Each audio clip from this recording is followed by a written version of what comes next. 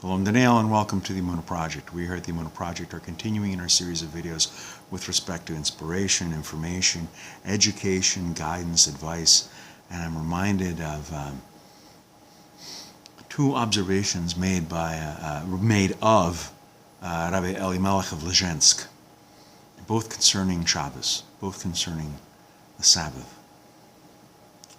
Sometimes on Erev Shabbos, at the beginning of this Shabbos, Baalei Shabbos, Rabbi Elimelech would sometimes look at his watch. He would take out his pocket watch, he would look at his watch. And then he'd pray for a little while, and then he'd stop and he'd look at his watch. He'd concentrate on his watch. Then he'd pray in the watch, what was going on. At that time, in those times when he was looking at his watch, he was afraid that his soul would simply dissolve in bliss and ecstasy.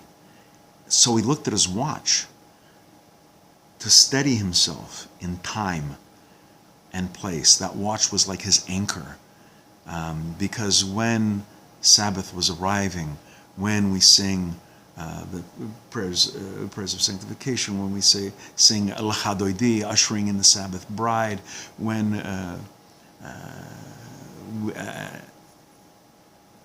we later at Kiddush, when we're doing Eishes Chayil, these prayers so tied to the Sabbath,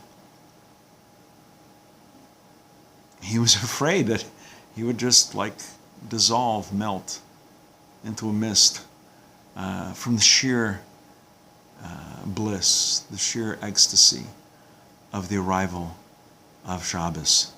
A related story, Rav Elimelech of Lizhensk, when the moment came, when L'chadoidi was being sung, and there's a part where we turn and we face the back of the synagogue and greet the Sabbath, and people would sing these verses, sometimes in a rather joyful and boisterous manner.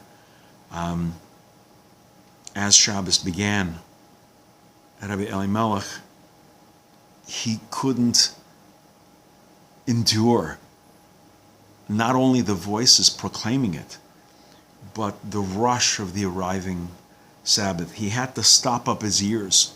He literally had to clamp his ears, his hands over his ears, to keep the holy thunder of Shabbos from deafening him. May we all get a tiny glimpse of that joy and that ecstasy on Shabbos, when we sing L'chadoidi, when we light Shabbos candles, when we say Kiddush, when we sing Eishes Chayil, when we sing Shalom Aleichem.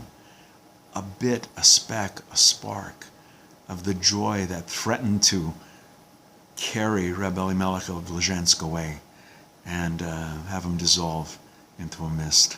We're going to be doing more videos along these lines. Please come back.